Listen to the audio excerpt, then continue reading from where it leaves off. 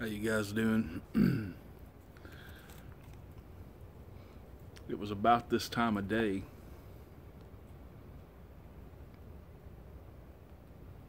76 years ago.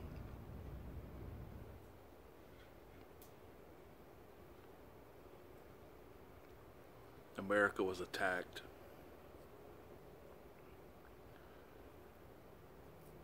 There were 2,335 men that lost their lives that day. There were another 1,140 something that were injured.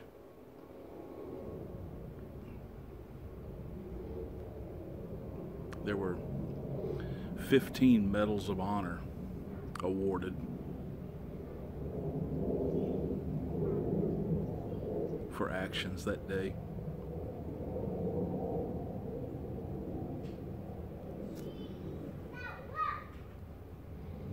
There were another 100 or so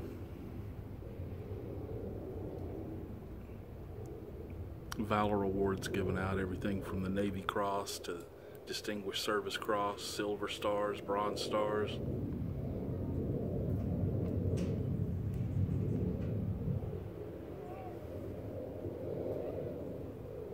That was as of 1999, when the most recent data I could find existed. But I know for a fact that quite a few more have been awarded since that time, some as early as, or as recently as June of this year.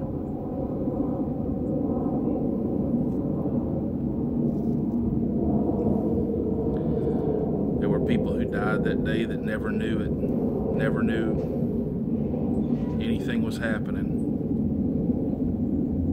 There were people who died that day being dragged down to the bottom of the sea floor. There were people who died that day saving other people's lives.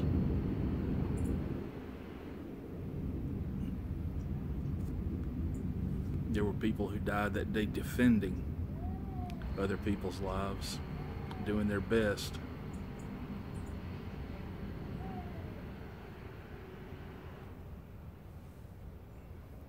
There were people that survived that day, a bunch of them, that went on to die in the ensuing war. One of those Medal of Honor winners.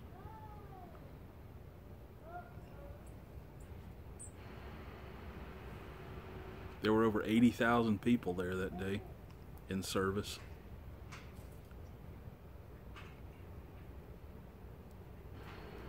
There are around 3,000 of them still living. Best estimates.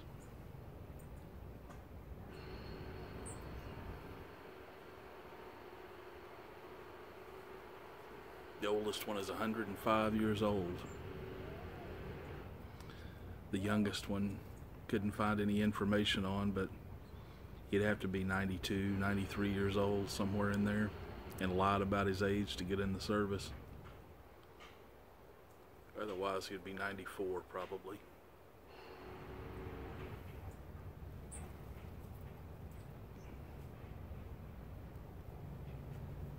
It won't be very long at all till there are none of them left.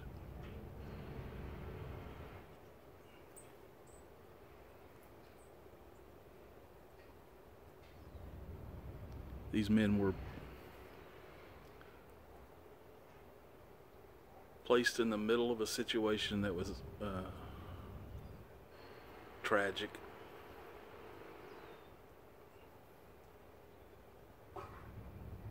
They dealt with it in a myriad of ways. Some of them lived the rest of their life trying to forget it.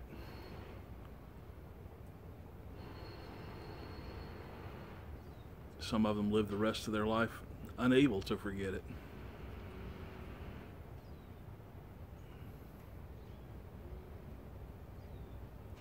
Some of them it so drastically changed that they never had a life after that.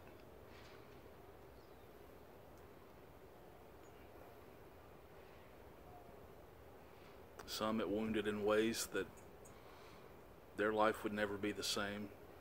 Some it killed outright. a lot.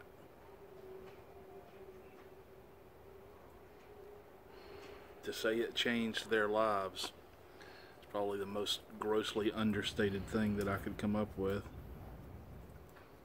But it did. It changed their lives. It changed the lives of their families. It changed the lives of all 80,000 who were there that day. It directly affected them.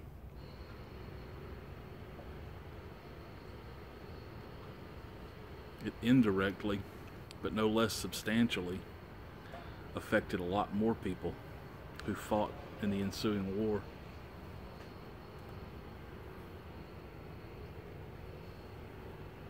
It less substantially, but no less significantly, affected the lives of some 200 million Americans.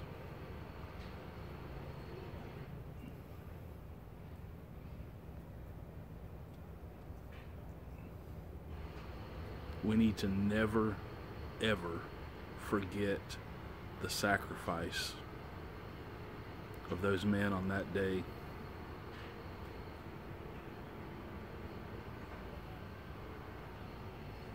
It's one of only 2 battles that we even commemorate outside of war as a whole that I'm aware of. That and D-Day.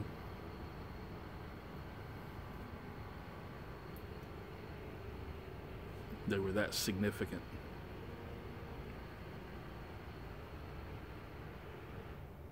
They changed the course of history.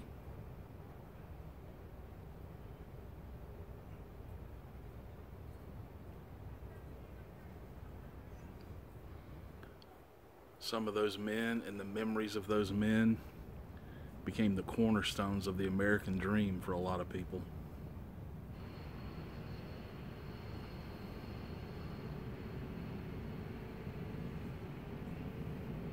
Think about that.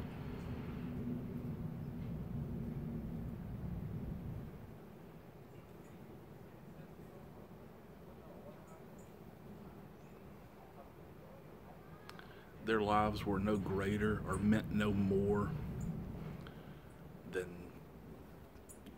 Joe Smith living in Topeka, Kansas, who was, running the cash register at Woolworth that morning.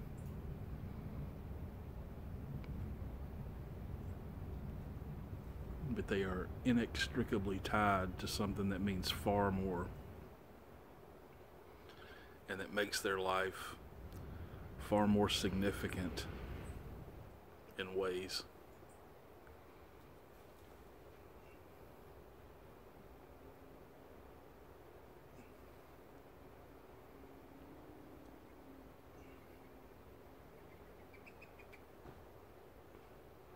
We need to live our lives in a way that makes their lives more meaningful.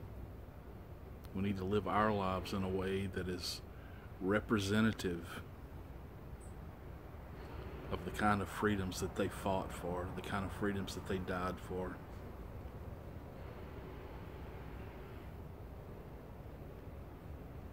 You can make your life more worthwhile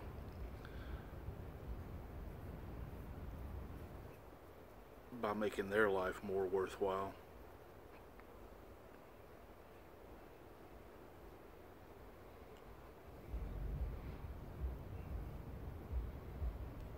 If you happen to know somebody that was at Pearl Harbor,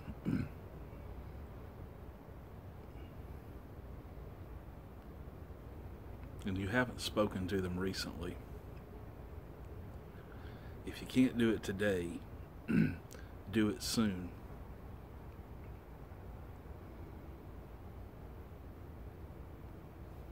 You don't have to say, "Oh, Pearl Harbor, Pearl Harbor."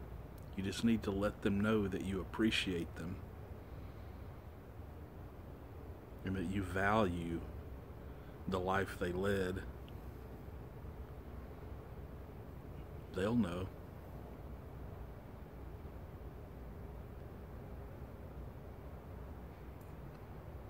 It would be an absolute tragedy of epic proportions if we ever forget these men.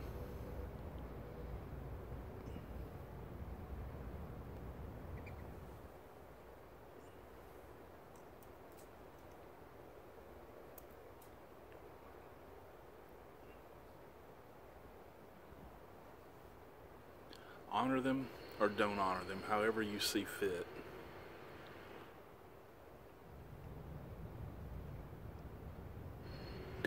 But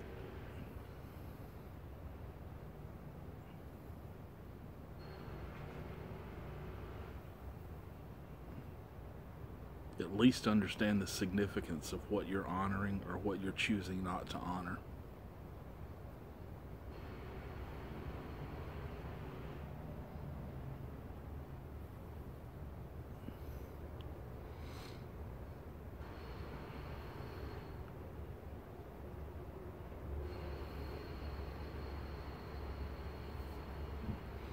Pearl Harbor is about far more than a day that will forever live in infamy.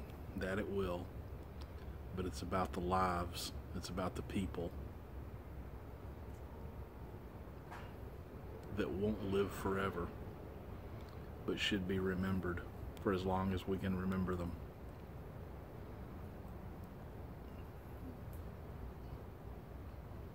You guys take care.